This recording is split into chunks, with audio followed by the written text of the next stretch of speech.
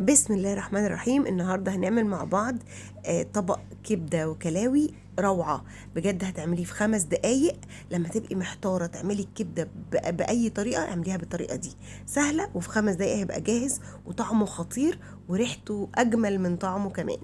يلا بينا نشوف الطبق الحلو اتعمل ازاي. اول حاجه على النار هحط حله وهحط فيها كميه دهن من حوالين الكلاوي، بتبقى فيها دهن كده بسيط. الكلاوي الدهن ده بيديها طعم حلو قوي وريحه حلوه قوي. انا هكتفي بيه، يعني مش هحط اي ماده دهنيه تاني.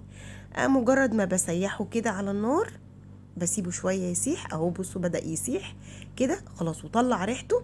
انزل بقى بالكبد والكلاوي وانا مقطعاها مكعبات كده كبيره شويه، عشان عاملاها بطريقه غير الاسكندراني وغير الكبده بالزبده وغير الكبده اي نوع كبده. دي الطريقه دي سهله قوي.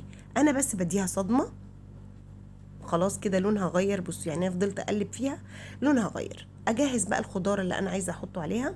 طبعا بصلايه كبيره متقطعه، فلفل اخضر وفلفل حامي وطماطميه، وتقدري تحطي فلفل الوان براحتك خالص. ده الخضار اللي انا عايزاه، وتستغني عن الفلفل الحامي برضو براحتك خالص. تقلبي كله مع بعضه لحد ما الكبده تاخد لون. طبعا الكبده من الحاجات اللي متحطش على النار كتير. احط التوابل، فلفل اسود وملح وكزبرة ناشفة. والكزبرة الناشفة بتودي طعمها وريحتها في حتة تانية، بجد بتخليها رائعة يعني. تقلبي تقلبتين كده بس، وابدأ بقى اغطي النار. انا طبعا كل ده النار عالية عليها واوطي عليها شويه وافتح هلاقيها نزلت ميتها.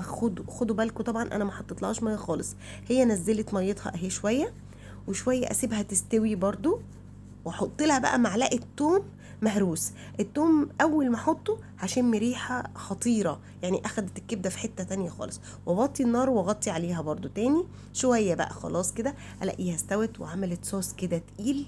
الصوص ده روعه يعني. اغرفها بقى في طبق واقدر اقدمها مع رز ابيض، اعملها سندوتشات، يعني اغمسها كده بعيش طعمها خطير.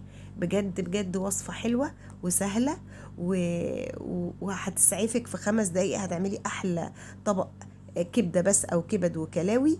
واللي يجرب وصفتي بألف هنا وشفا ليه.